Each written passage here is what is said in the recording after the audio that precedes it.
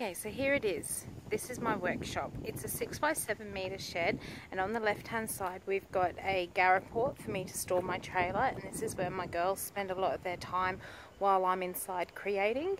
And on the right hand side we have the workshop and studio. So we'll go on in and take a look. Okay, so we're going to come into the shed and do a bit of a whirlwind tour so we can keep this video quite short. As you come through the front door, you come into the display area, and this is where I have all my candles and melts and bath and body products which are available to purchase when people make appointments to come round.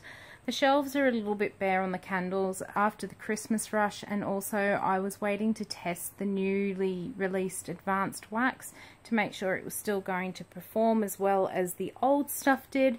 Very happy with my testing results, and next week I will be making lots of candles to fill in all these spaces. Each of these little square holes actually holds a separate fragrance, and I've got 40 in total. So as you can see, I've got a lot of candles to be making next week.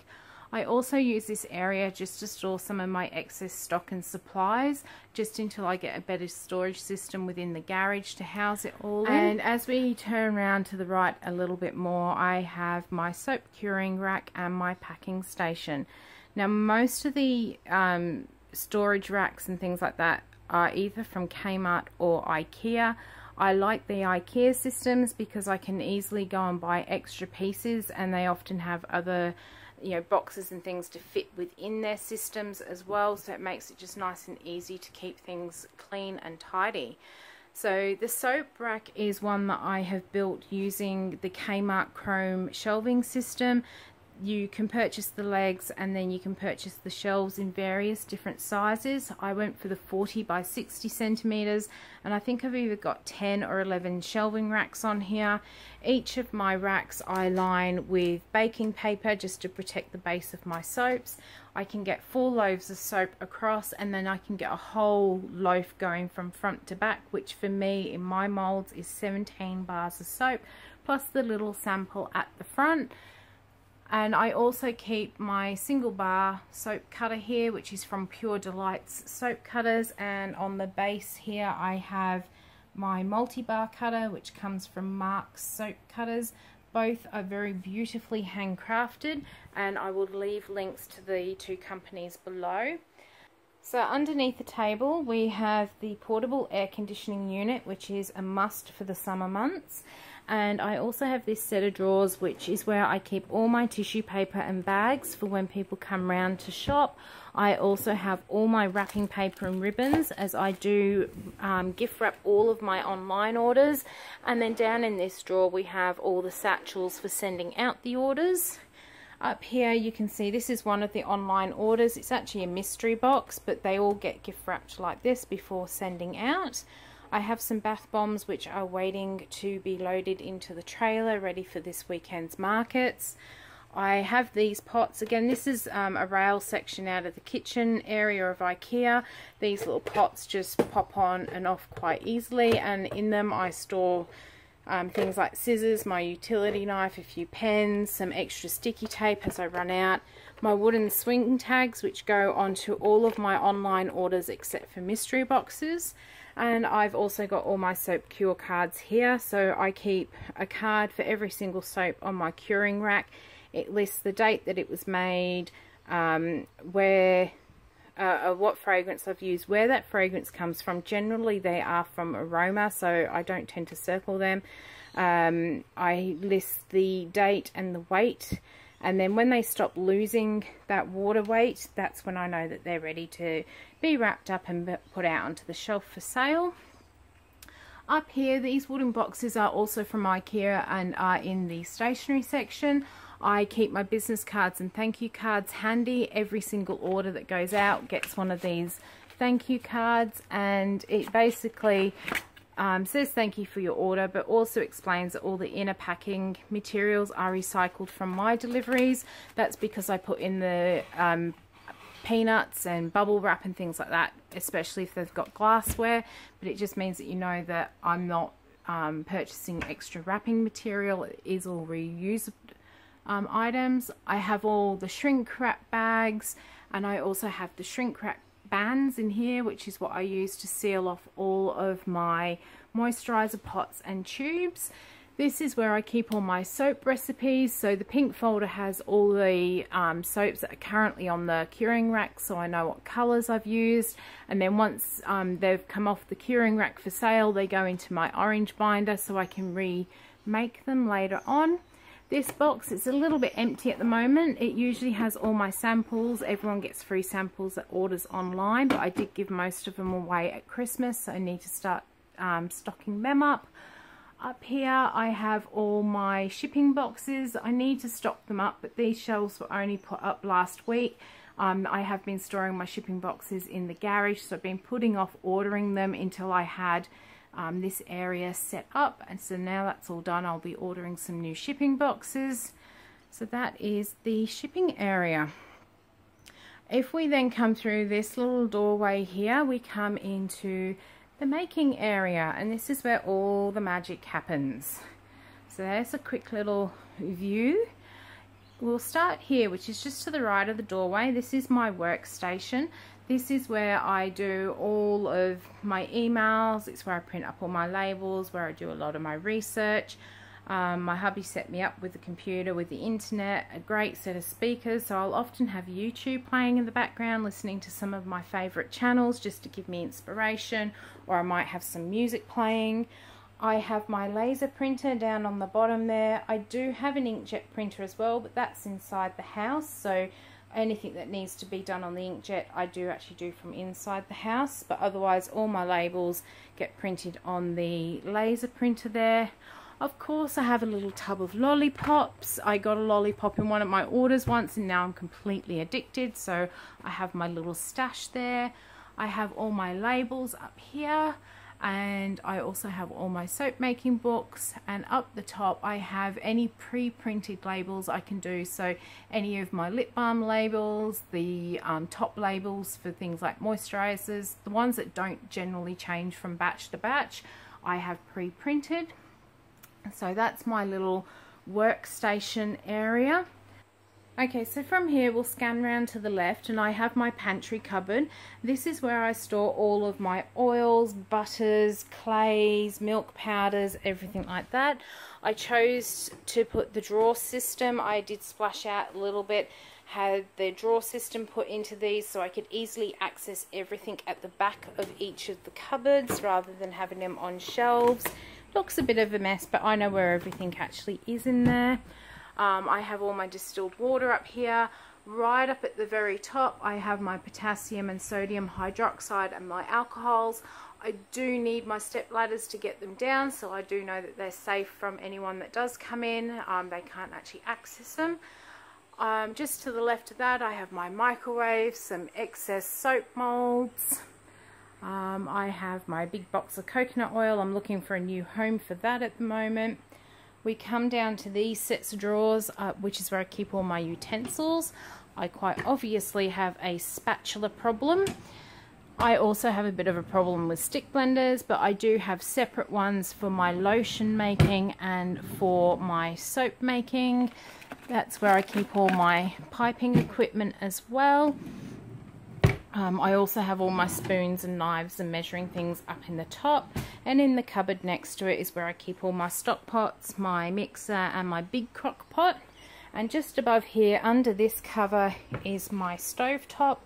I generally keep it covered up because it gives me that extra bit of bench space without worrying about scratching the top of it or breaking it if I've put something down like the blender. Just to the left of there I've got some soap, which this afternoon I need to tidy up the edges and then pop onto the curing rack. Above my stove top I have some of my safety equipment, so I have got my nitrile gloves which I use. My goggles are usually up here, as well as my mask, but they're off to be cleaned. I have my thermometer, my digital scales which give really accurate measurements. Petroleum jelly is what I use to hold my liners in my wood molds for my soap. I have some colorants including oil and water dispersible titanium dioxide. I have water and oil lake dyes in there as well. as well as some soap colorants, and then up the top is where I keep all of my melt and pour embeds. I like to use the Stevenson No Sweat melt and pour, as I find that I can make embeds on the top of my soaps and they don't sweat while they're curing. Anything else just sweats like mad on me. Right up at the top is where I keep all my botanicals. I use them but not often enough, so I put them right up at the top. They include things like rose petals, lavender buds, the walnut shell for my face scrubs, and the ground pumice. And just to the left of that, that's where I keep all my other colorants. My favourite supplier, appropriately named, is My Mica Obsession, and I will be placing an order with her next week just to top up on some colours. I do also have a big tub of really red mica, which I treated myself to at Christmas, as well as some of their glitter spray pumps. Around from there, this is where I keep all of my lip balm flavouring. I have in these drawers is where I've got all my hand moulds for my bath bomb, but I am waiting for the bath bomb press to come through from Bath Bomb Express. I also have some jugs up there for my soap pouring. I have a completely separate range of fragrance oils for my bath and body from my candles. This is to stop cross-contamination of soy wax into the fragrance oils. And just below there is where I keep all my disposable stuff. So I have all my little pipettes in there, some plastic spoons. I have little projects I've been working on. This is some lavender infused fractionated coconut oil, which I've had out in the bench cooling. That's for a project I'm also working on. I have my scales. This is my view out of the back window, which I really enjoy. And then underneath there, this is where I keep all of my oils for soap making, as well as my mixing bowls, my my plastic buckets for putting my lye water and my soaping oils. Down the back there are actually some crock pots for when I make things like lip balm in bulk or making liquid soaps and that sort of thing. As we keep scrolling around to the left, I have my sink. I was determined to have water in my workshop. I wanted hot running water so I could stop taking my washing up into the house and I could do it all out here. So underneath I have my little hot water system. It goes right up to 85 degrees, so I can clean all those greasy pots and things really well. And I also have a dishwasher, so for some of those pots and things, they go into the dishwasher to actually stop water wastage. We have a cupboard where I keep all my towels and my impulse sealer and my cutter for my labels. I also have my fridge where I keep some of my oils, some cold drinks, and I also use it to chill down my lye water. Sometimes room temperature here can be 30 degrees, and for anyone that does make soap, you would know that that's not an ideal room temperature, so I use my fridge to bring things down to proper room temperature. I also have my kettle with my teacups, and that cup there was bought for me at Christmas by a good friend of mine who knows that I do like my gin. Above from there is where I keep all my soap making molds and my iPod for my music. So this is generally what I make my my loaves of soap in. This is a 2.5 kilo wooden molds. These are a little bit bigger than the ones that I see a lot of people using from places like Brambleberry, so I think it's about half a kilo more, and I've got all my soap liners to go in them as well. These ones I only purchased last week and they arrived this week. I get them all from off eBay from Nicole. Really quick to post them out, great quality as well, really helpful, and she does all the liners as well. I have boxes for all my embed molds, so everything from little balls, fruits. I have Halloween themed ones, the Christmas themed ones. I do have a big box up there of the heavy duty silicone molds, but I don't tend to use them a lot, which is why they're up in the corner. And up the very top here I've got my lip balm tubes, and then these bins up here, they're from Kmart, and they have all of my tubes and pots for my lotions and moisturizers. So that's all of the area where I do make the soaps, lotions, and anything else Bath and Body. Okay, so we'll take a quick look at the candle area now. This table we custom built. It is actually using 2 of the sideboards from Ikea. So where you see these 4 little cubby holes, that is one, and then on the other side of it is another sideboard, and then we put the tabletop on the top of it. This was so that I ended up with a tabletop that was just the right height for me to work at. Something that wasn't so low that I got backache while pouring, and also wasn't so high that I ended up with shoulder ache from pouring up high. At the end of the table, I purposely left it so it cantilevered off the sideboards with a leg to support it up high. I keep my bath bomb curing rack, which is just more chrome shelving, which I've put together, and my step stool, which gets dragged around the workshop so much.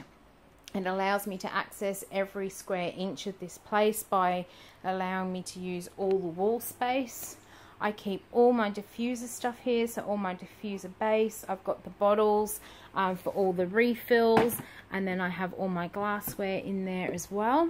And as we come around to the other side of the table, I have on a little box my husband and I built, just a box of wax, so I can pull it out, put it away when I don't need it without having to pick up the boxes, mainly because these boxes are at least 20 kilos when you get them.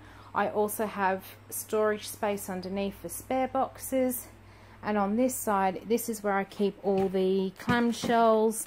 I've got all the melting pot cups. I've also got my tea lights, and I always keep some of the tea light cups actually wicked, so if I do have spare wax after a pour, I can make some sample tea lights up. I have my fragrance oil system here. It's using the Ivar shelving, which again you can customize to what you want it to be, so you can have it at any height. You can have the shelves wider, they also come deeper. I found that I think they're 30, actually no, they might only be 20 deep and 40 wide, were big enough for what I wanted. And I use these white racks, which are off another shelving system that I used to use in our old house. I found that if I put these onto the rack, I could actually fit 7 bottles of fragrance oil across each shelf, whereas without the rack I could only fit 6, and then the 7th one fell off the end, so I decided to make use of those. And behind each fragrance, I also keep a spare full bottle of fragrance oil as well. This is so that I know that I will never run out of my fragrances. So as I finish using this bottle at the front, I then place an order for that particular bottle, and I know I've got a full bottle at the back there as well. I keep all my bits and bobs over here, so my pegs and my chopsticks for holding the wicks in place. I've got my heat gun and glue gun down there. Underneath there I actually do have all my spare colouring chips and other spare bits and pieces. Round to the left we have a big rack here, which is where I keep all the glassware. It is looking a little bit bare at the moment, but I'm due to pick up an order next week. I usually have sitting here some pre-wicked jars, so they're nice and easy for me to pick up. And in the brown baskets is where I keep the lids for each of the jar types. And up the top is where I keep my pouring jugs. So I do have a jug for each and every fragrance. This is because when I first started, I got fed up of washing the jugs in between each of the pours, and I'd end up with all 20 jugs sitting on the side waiting to be washed, and then I wouldn't make any candles. So I actually invested in 1 jug per fragrance. This also means that I'm not washing wax down the sink, which has got to be much better for our environment. I do have some spare jugs at the back, so if someone does want a candle poured in a specific fragrance and a specific colour, I can actually pour it from a fresh jug, not contaminating my other jugs. And it also means I can test other fragrances. As we come around, this is where I keep all my colorants for the candles, and I use a mix of candle dye and the dye chips depending upon the color and look I want in the candle. And as we come down, I have my melting pots. Both of these were got off eBay. This was the original one I got. People complained about the taps on these. I've never had a problem, but then I do heat my wax up a little bit hotter than what most people do. And when I purchased the next one, they'd actually changed it to this tap. I have more issues with this tap than I do with that tap, but they say that this one's meant to be better. I don't know, but either way, both the melting pots are really good. I've had this one for about 4 years, and I've had this one for about 2 years now. There's my scales, and then again, this tabletop was specifically built. We got a couple of the drawer sets. This is where I keep all of the wicks for my candles so that they're nice and handy for me. I also keep all of my pre-printed labels, so my warning labels for the candles, all my diffuser labels, and under here are all my shot pot labels that are nice and handy just to start labeling everything up. I also have all my tea light boxes, and I also keep my reeds down here as well. So these are two separate drawer systems from Ikea, and then one of their tabletops which we screwed all together. And again, I left myself some storage room at the end so I can keep, at the moment I've got all my spare shot pots ready made in the bottom there. I have got on top of this tabletop a piece of core flute, and this was just to try and keep the tabletop a little bit cleaner for longer. And then down here I have my aprons. Now if you are a candle maker or soap maker and have not yet discovered aprons, I highly recommend them. In my first 3 years of making candles, I destroyed that many tops. I have gone through that many soaping candle making tops over the years. It's not funny. And then one year I found an apron in the house, and I decided to put it on. And yes, I still have my soaping and candle making clothes, but I always wear my aprons and I don't have to replace them as often anymore. Okay, so there it is. So that's my soaping studio. Everything in here, I'll just give you a quick view up this way. Everything in here I have actually built myself. We did have the electrician and plumber come in to do those for us because it is a legal requirement here. But everything else, so putting all the walls up, the roof up, installing the kitchen, everything including the tabletops, I've actually built myself. I have had help from my husband to help me pick all the heavy things up. I've also had help from my parents as well as my auntie and uncle when they came over from the UK last year for a holiday. They helped me and guided me, taught me how to use the circular saw and things like that. So this is my little workspace. I'm super duper proud of it. Love working in here. I hope you've enjoyed having a look at my space. If you do have any questions, please don't hesitate to ask. I will try and help where I can. If you're in Australia, I will try and give you links to any of the places if you've seen something that you like and if the links are still there. So thank you for watching, and I hope to bring you lots more videos throughout 2018. Bye!